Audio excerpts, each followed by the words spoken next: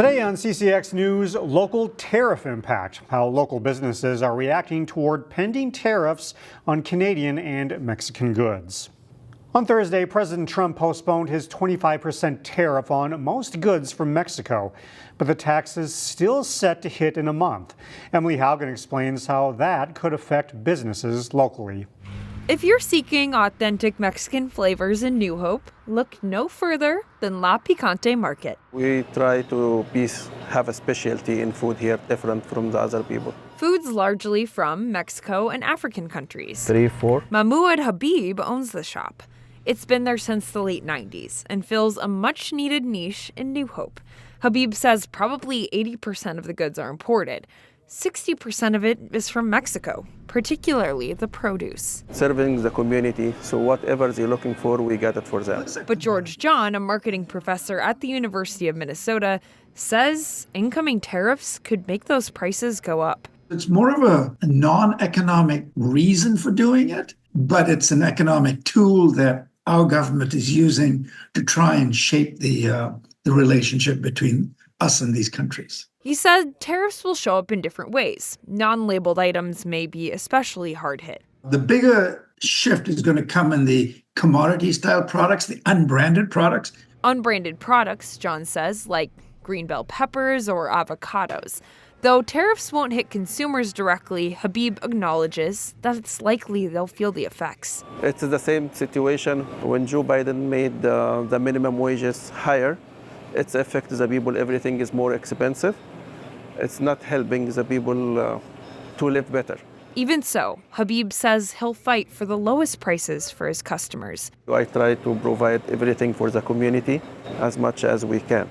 The ones who have kept him in New Hope for more than 20 years. Emily Haugen, CCX News. La Picante is located right by the Village Golf Course in New Hope, and at this time, the pause of the 25% tariff on Mexico goes until April 2nd. Police are investigating after 2 people were shot outside a Brooklyn Park bar and nightclub. Brooklyn Park police say they were dispatched to Plush just before midnight on Wednesday. They found 2 people with minor gunshot wounds. Witnesses told police there was a dispute between 2 groups when one person pulled a gun and opened fire. As of Thursday afternoon, detectives continued to search for the shooter. A teenager accused of stabbing a man in a Golden Valley park has his first court appearance this week. 18-year-old Connor Iverson is charged with third-degree assault. According to police, Iverson met the victim at a gas station. They went to Theodore Wirth Park, where police say Iverson attacked the victim with a large stick and stabbed him in the leg. The criminal complaint says Iverson ran and broke into a nearby home. Police then found him covered in blood and scratches and hiding in a park maintenance building. He's been booked into the Hennepin County Jail and has a court appearance on Friday. As the Robbinsdale Area School District looks to cut more than $20 million from its budget, a popular district program is now off the chopping block. An accounting error discovered by officials in November means the Robbinsdale district has a much larger budget deficit. District officials have now identified $15 to $17 million in cuts for the 2026 school year. Previously, Superintendent Terry Stallo recommended the district consider cutting its International Baccalaureate program. She backpedaled on that recommendation this week. At this point on March 3rd, I have concerns that we are able to have the time, the planning, and the ability to implement well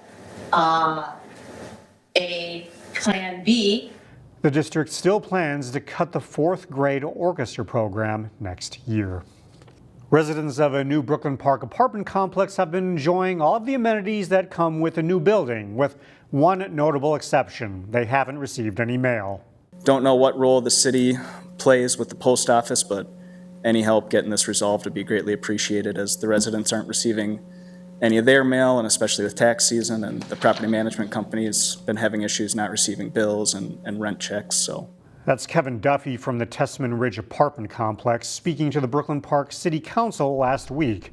Tessman Ridge opened in December, but Duffy says the post office needs to install a specific lock in the building's mailroom. There's a work order in place, but residents are still waiting for the project to begin.